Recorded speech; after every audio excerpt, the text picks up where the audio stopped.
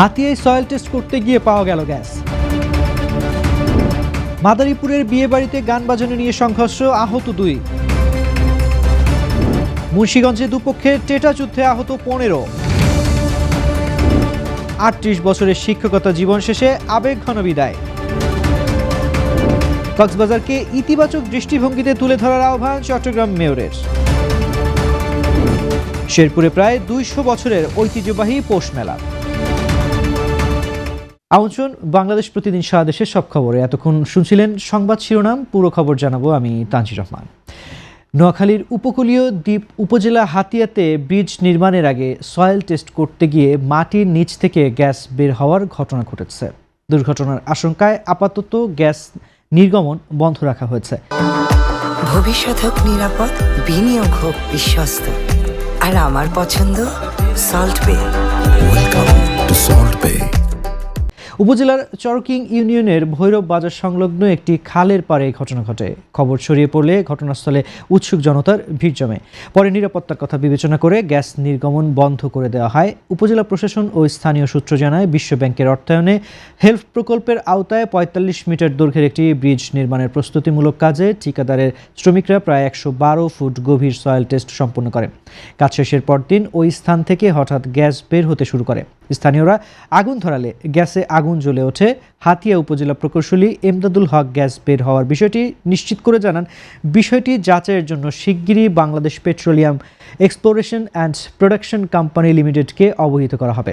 হাতিয়া উপজেলা নির্বাহী কর্মকর্তা মোহাম্মদ আলাউদ্দিন বলেন, তিনি ঘটনাটি সম্পর্কে অবগত হয়েছেন, তবে এখনও ঘটনাস্থল পরিদর্শন করা হয়নি।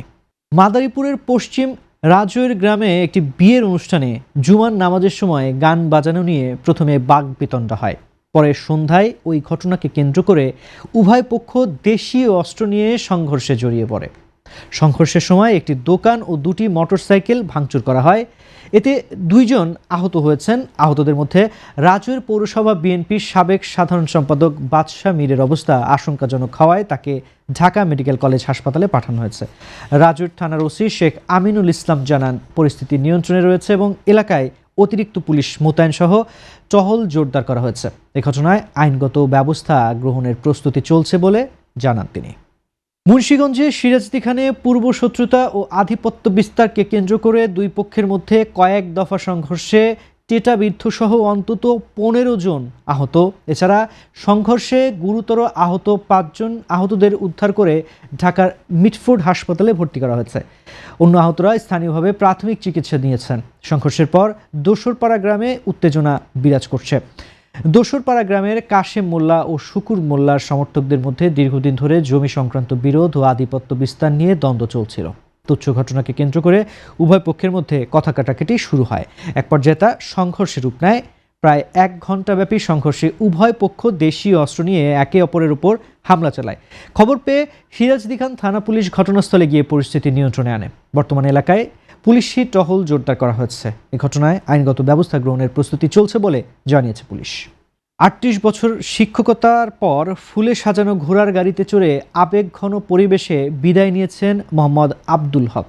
তিনি আড়ালিয়া সরকারি প্রাথমিক বিদ্যালয়ের সাবেক শিক্ষক ও আবদুল্লাপুর সরকারি প্রাথমিক বিদ্যালয়ের প্রধান শিক্ষকের দায়িত্ব পালন করেছেন। অবসরে যাওয়া উপলক্ষে আড়ালিয়া সরকারি প্রাথমিক বিদ্যালয় মাঠে তার প্রাক্তন ছাত্রছাত্রীরা সংবর্ধনা অনুষ্ঠানের আয়োজন করা হয়। আয়োজনে শিক্ষার্থীরা প্রিয় শিক্ষককে ফুল ও সম্মাননা স্মারক প্রদান করেন। পরে ফুলে সাজানো ঘোড়ার গাড়িতে চড়ে হকসার প্রাঙ্গণ ত্যাগ করেন। অনুষ্ঠান জুড়ে অনেক প্রাক্তন শিক্ষার্থী অশ্রুসজল চোখে তাদের প্রিয় শিক্ষককে বিদায় জানান। 1987 সালে শিক্ষকতার পথ চলা শুরু করা হকসার সততা, নিষ্ঠা ও মমতার মাধ্যমে অসংখ্য শিক্ষার্থীদের হৃদয়ে স্থায়ী জায়গা করে নিয়েছেন। তিনি বিদায়ী বক্তব্যে বলেন, সহকর্মী ও শিক্ষার্থীদের ভালোবাসাই আমার জীবনের সবচেয়ে বড় অর্জন। স্থানীয়রা মনে করেন, আব্দুল হক মাস্টারের অবদান প্রজন্মের পর প্রজন্ম প্রাথমিক শিক্ষায় অনুপ্রেরণা হয়ে থাকবে। ইয়াবা নয়, ইতিবাচক দৃষ্টিভঙ্গিতে কক্সবাজারকে তুলে ধরার আহ্বান জানিয়েছেন চট্টগ্রাম সিটি কর্পোরেশনের মেয়র ডাক্তার শাহাদাত হোসেন। আজ কক্সবাজারের লাবণী বিচে ইস্পার উদ্যোগে আয়োজিত সচেতনতামূলক এই কর্মসূচিতে তিনি কথা বলেন। এ সময় তিনি পর্যটকদের সঙ্গে কথা বলেন ও সৈকত পরিচ্ছন্ন রাখার পরামর্শ দেন। মেয়র বলেন, বিশ্বের দীর্ঘতম সমুদ্র সৈকত আমাদের অমূল্য সম্পদ, যা রক্ষা ও পরিচ্ছন্ন রাখা প্রয়োজন। ইতিবাচক দৃষ্টিভঙ্গিতে কক্সবাজারকে তুলে ধরতেও কাজ করতে হবে।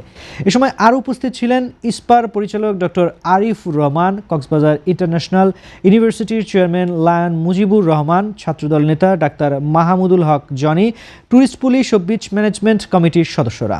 মূল লক্ষ্য হচ্ছে যে আমাদের এই সম্পদ, এটা the longest beach in the world, so এই সম্পদটাকে আমাদেরকে রক্ষা করতে হবে by hook or by crook, এবং এই জন্যই আমাদেরকে এই বিচটাকে ক্লিন রাখতে হবে। কারণ আমরা যদি এটাকে আরও বেশি আমাদের ইকোনমিক্যাল হাব হিসাবে আরও বেশি গ্রোন আপ করতে চাই, তাহলে এটার কোনো বিকল্প নাই।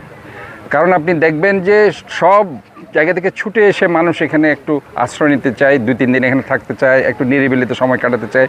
এখানে এসে যদি ময়লা দেখে তাহলে তাদের মনটা খারাপ হয়ে যাবে। তো আমি মনে করি যে এটা আমাদের খুবই দায়িত্ব একটা সাস্টেইনেবল সিটি হিসেবে গড়ে তোলার জন্য। চিটাগংয়ে যেমন আমরা একটা ক্যাম্পেইনিং করেছি, the clean, green, healthy and safe city. সোফার এই জায়গায় এসে এই কক্সবাজার এই সম্পদটাকে আমাদের রক্ষা করার জন্য this campaigning is very important. এবং সোফার আমি যেহেতু আজকে মাত্র 2 দিনের সফরে এখানে এসেছি, আমি মনে করেছি যে মেয়র হিসাবে আমার এটা একটা দায়িত্ব আছে। যদিও আমি চট্টগ্রামের মেয়র, কিন্তু এটা আমাদের সম্পদ কক্সবাজার, এটাকে আমাদের রক্ষা করতে হবে। শেরপুরে প্রায় 200 বছরের ঐতিহ্যবাহী পৌষ মেলার আয়োজন হয়েছে। শেরপুর পৌর এলাকার 1 নং ওয়ার্ডের নবীনগর মহল্লার ফসলি জমির মাঠে মেলা বসে। মেলার প্রধান আকর্ষণ হিসেবে ছিল ঘোড়ার দৌড়, গাঙি খেলা, সাইকেল রেস ও মিউজিক্যাল চেয়ার। এবার 20 জন ঘোড়াসওয়ার ও অর্ধশত খেলোয়াড় এই প্রতিযোগিতায় অংশ নেন। এছাড়া মেলায় স্থানীয়রা বিভিন্ন পিঠা, মিষ্টি, মুখরোচক খাবার, মাটির আসবাবপত্র, খেলনা, প্রসাধনী ও চুরিমালার দোকান সাজিয়ে বেচা বিক্রি চালান। গ্রামের সাধারণ মানুষ ও শহরের নারী পুরুষ হাজারো দর্শক ভিড় জমান এই মেলায়। আয়োজকরা জানান, মেলা প্রতি বছর স্থানীয় সংস্কৃতি ও ঐতিহ্য ধরে রাখার সঙ্গে সঙ্গে দিন দিন আকর্ষণ ও দর্শক সংখ্যা বৃদ্ধি পাচ্ছে। দর্শক, এই ছিল এখনকার মতো। এতক্ষণ সঙ্গে থাকার জন্য ধন্যবাদ সবাইকে। পরবর্তী বুলেটিন দেখতে চোখ রাখুন বাংলাদেশ প্রতিদিন ফেসবুক পেজ ও ইউটিউব চ্যানেলে।